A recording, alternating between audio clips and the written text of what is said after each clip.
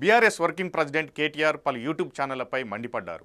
తమకు వ్యతిరేకంగా వార్తలు రాస్తున్న వారి పట్ల ఆగ్రహం వ్యక్తం చేశారు. ఈ సందర్భంగా ఎక్స్లో ట్వీట్ చేశారు. తన ట్విట్టర్లో ఈ విధంగా ఆయన వ్యాఖ్యానించారు. బాధ్యతాయుతంగా వ్యవహరించాల్సిన యూట్యూబ్ ఛానళ్లు కొన్ని ఎలాంటి ఆధారాలు లేకుండా అడ్డగోలుగా అసత్యాలను పదే పదే ప్రసారం చేస్తున్నాయని అన్నారు. ప్రజలను తప్పుదోవ పట్టించేలా థంబ్నెయిల్స్ పెడుతూ వార్తల పేరుతో శుద్ధ అబద్ధాలను చూపిస్తున్నాయన్నారు.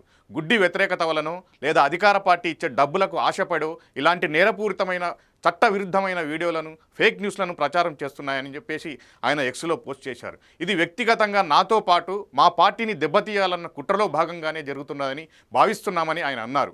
కేవలం ప్రజలను అయోమయానికి గురి చేసి తప్పుదోవ పట్టించేందుకు చేస్తున్న చర్యగా భావిస్తున్నామని చెప్పేసి కేటీఆర్ అన్నారు. గతంలో మాపై అసత్య ప్రచారాలను అవాస్తవాలను ప్రసారం చేసిన ప్రచురించిన మీడియా సంస్థలపైన కూడా న్యాయపరమైన చర్యలు ప్రారంభించామని, ప్రస్తుతం కొన్ని యూట్యూబ్ ఛానళ్లు చేస్తున్న ఈ దుర్మార్గపూరిత కుట్రపూరిత చర్యలను చట్టబద్ధంగా ఎదుర్కొంటామని, అసత్యాలను అదే పనిగా ప్రచారం చేసి అడ్డమైన థంబ్నెయిల్స్తో వార్తల పేరిట ప్రాపగండకు పాల్పడుతున్న యూట్యూబ్ ఛానళ్లపై పరువు నష్టం కేసులు నమోదు చేయడంతో పాటు క్రిమినల్ చర్యలు కూడా తీసుకుంటామని హెచ్చరించారు.